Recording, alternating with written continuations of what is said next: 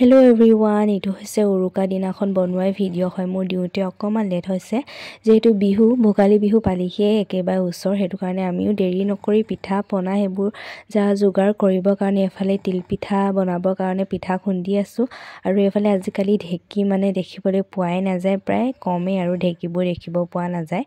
প্ৰায়ভাগ মানুহে আজিকালি মেচিনতে খুন্দি আনে বা কিনা পিঠা সেইবোৰে মানে ব্যৱহাৰ কৰে।